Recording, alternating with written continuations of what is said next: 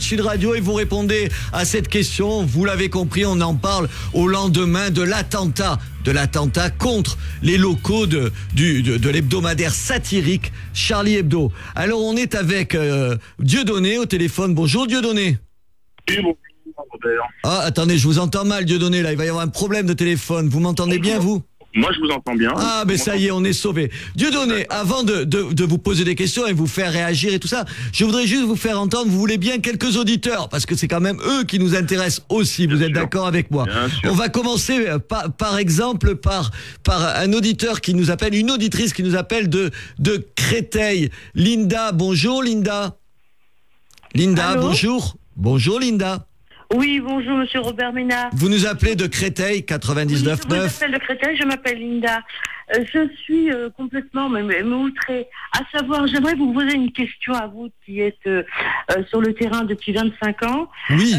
Je me demande à la limite, est-ce que la phallocratie, est-ce que c'est une religion?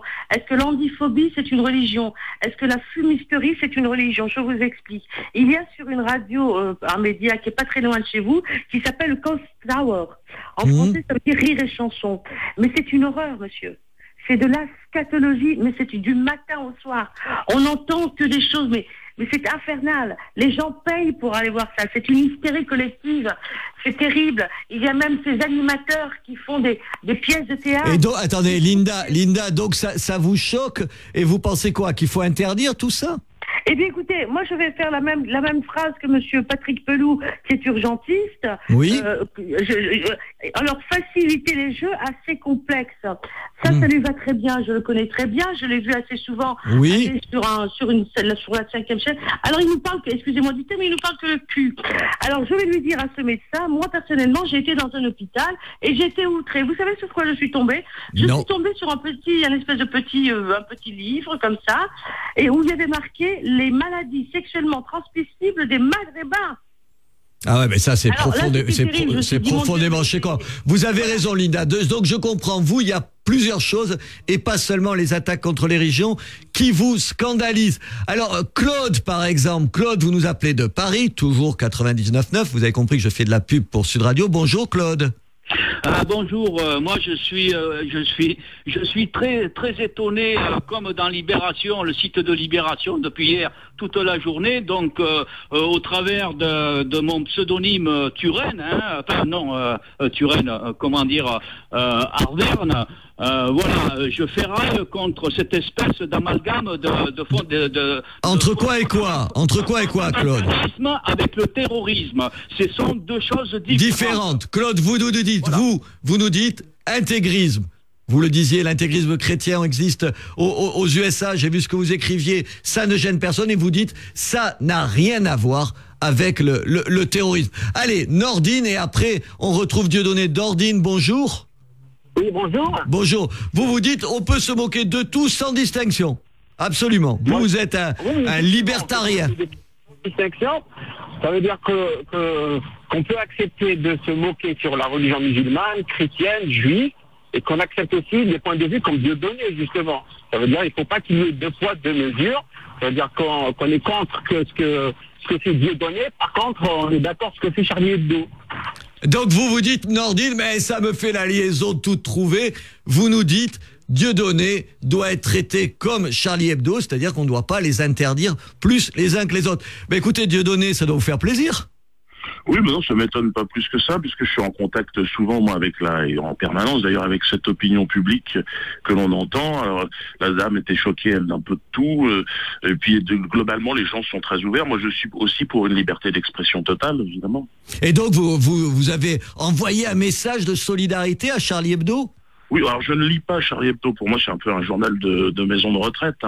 C'est vrai qu'il ne représente pas aujourd'hui l'univers dans lequel j'évolue. Bon, mais ça fait partie du patrimoine français, au même titre qu'un disque de, je sais pas moi, de Maurice Chevalier.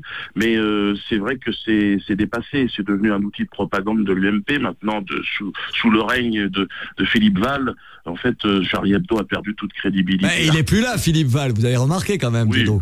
Oui, j'ai vu. Alors c'est devenu un tremplin politique. Maintenant, il faut passer chez Charlie Hebdo comme on passe aussi chez SOS Racisme ou je ne sais où. Mais bon, peu importe. Moi, il vous traite mal. Il vous traite pas tous les jours bien. Il faut dire les choses aussi. Non, mais ils me traitent comme ils ont envie de me traiter. Ça, je ne les juge pas là-dessus. C'est vrai qu'effectivement, il y avait cette couverture. C'est la seule fois où j'ai acheté ce magazine. C'est la fois où ils avaient mis un noir censé me représenter avec un petit cerveau en disant que le cerveau de ce noir était un point de détail. Bon, évidemment, ça a pu choquer certaines personnes. Moi, ça ne me fait rien. Moi, ce qui m'étonne le plus, il faut dire que vous ratez pas les gens non plus, honnêtement. Hein. Oui, c'est pour ça que je ne juge pas. Après, c'est au public de juger si c'est drôle ou c'est pas drôle. Moi, ce que je trouve, effectivement, le monsieur en parlait, le 2 poids 2 mesures. Moi, j'ai des arrêtés municipaux qui m'interdisent de faire mon spectacle un peu partout. Et là, évidemment, je n'ai aucun soutien.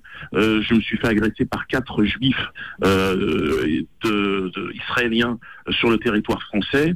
Nous les avons arrêtés, la police les a arrêtés, évidemment, ils ont été emprisonnés, mais ça, personne n'en a jamais parlé. Mais Dieudonné, en même temps, vous avez été condamné un certain nombre de fois pour des propos antisémites. Oui, mais alors je vois, il y a plein d'animateurs comme Arthur qui a été convoqué, qui a été, je dirais plusieurs fois d'ailleurs, mais en tout cas avec moi, il a été condamné une fois. Marc-Olivier Fogiel condamné pour incitation à la haine raciale, et lui il est toujours à la télévision, il est toujours dans les médias. Alors comment ça se fait? Alors c'est-à-dire qu'insulter, alors moi en plus de ça, je n'ai jamais insulté directement un juif, mais le sionisme, mais bon, peu importe. Alors ça veut dire qu'une insulte raciste envers un noir ou un maghrébin serait moins grave qu'une insulte envers un juif, c'est ça? Il y aurait une sorte de hiérarchisation, de compétition victimaire organisée et insupportable. Bon, je pense qu'il faut essayer de transcender nos différences. Le communautarisme est un danger dans ce pays, et il faut essayer le plus possible de créer des passerelles et puis de se retrouver dans un projet plus vaste. Dieudonné, vous avez entendu un certain nombre de gens depuis 7 heures que nous en parlons, disent quand même que les attaques contre la religion, ça les touche personnellement, vous savez, comme si c'était une partie d'eux-mêmes. Est-ce que vous entendez ça? Oui, mais moi je pense qu'il y a un destin commun entre musulmans et catholiques, notamment, puisqu'ils sont aujourd'hui la cible privilégiée des attaques dans les médias. On le voit avec le pape, on le voit avec le prophète, on voit. Et je trouve que ces deux communautés ont un destin commun. Il y a une foi, une belle foi, qui ne fait que grandir. On le voit d'ailleurs. Et il n'y a pas une belle foi chez les Juifs aussi, Dieudonné? Mais ils ne sont pas attaqués. Ah, ils le sont de temps en temps aussi, quand même. Je n'ai jamais vu. Montrez-moi une seule fois, où la religion juive a été attaquée. Les actes antisémites, il y en a quand même un paquet chaque année. Je ne sais pas. Personnellement, je pense que les actes antisémites sont marginaux à côté des actes racistes. Et vous êtes donc d'accord avec Gilles William Golnadel, qui est donc le membre du comité directeur du Conseil représentatif des institutions juives de France, qui disait « Ce sont les catholiques qui sont les victimes principales aujourd'hui », en disant « C'est eux qu'on cible d'abord avant tout le monde ». Vous êtes d'accord avec lui?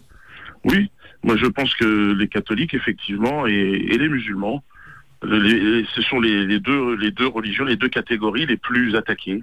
Dieudonné, est-ce que vous fixez vous des limites quand vous écrivez un spectacle? Est-ce qu'il y a des choses que vous ne dites pas seulement parce que la loi l'interdit, mais parce que vous dites ça je ne peux pas le dire? Est-ce qu'il y a des limites à votre humour? Sur scène, je m'autorise quand même beaucoup de choses. Aujourd'hui, je suis essentiellement sur scène, je ne fais que ça. Je vais partir d'ailleurs en tournée un peu partout en France, dans le sud d'ailleurs.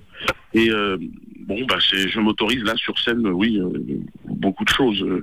Je m'interdis, oui. Après, c'est ma propre sensibilité qui fait qu'on s'interdit de toucher au désespoir de certaines personnes, alors des choses trop sensibles. Mais attaquer le communautarisme, c'est quelque chose qui m'intéresse. Ouais. Qui vous intéresse. Dernière question. Vous êtes très rare dans les médias. Oui, je suis interdit. Pas ici, vous avez remarqué, pas ici. Oui, Dieudonné, pas ici. C'est vrai, mais vous l'avez remarqué aussi que vous m'avez invité, je le suis de moins en moins. Alors, qu'est-ce que ça veut dire? Moi, je pense qu'il y a aujourd'hui, en France en tout cas, une chape, un lobby sioniste extrêmement puissant qui interdit toute critique. Et puis, il y a cette islamophobie qui est encouragée aujourd'hui. Est-ce que c'est ça? Est-ce que c'est le lobby sioniste comme vous dites, ou est-ce que le politiquement correct qui règne dans les médias? Moi, je pense qu'une grande partie des rédacteurs en chef, des gens ont peur et sont au garde à vous devant le CRIF et devant le sionisme qui toujours brandissent cette carte de la pleurniche, de la souffrance éternelle. Et je pense que ça, c'est effectivement assez détestable pour une bonne partie des gens. Alors, vous savez ce qu'on va faire, Dieudonné? On va lancer un appel à Charlie Hebdo, qui bénéficie du soutien de tout le monde, y compris le vôtre, en leur disant, nos amis de Charlie, tout à l'heure, on avait Patrick Pelou, il faut inviter Dieudonné dans vos colonnes. Qu'est-ce que vous en pensez? Vous iriez, bien entendu. Avec grand plaisir. Écoutez, si vous voulez arbitrer le débat, ce sera avec grand plaisir. Mais voilà une idée. On lance un appel. Dieudonné discutant avec Charlie Hebdo et je me charge d'arbitrer, d'éviter les coups physiques. Les coups au niveau du débat, on est d'accord. Dieudonné, merci infiniment de vous être prêté au jeu de mes questions. Échanger, contester, révéler.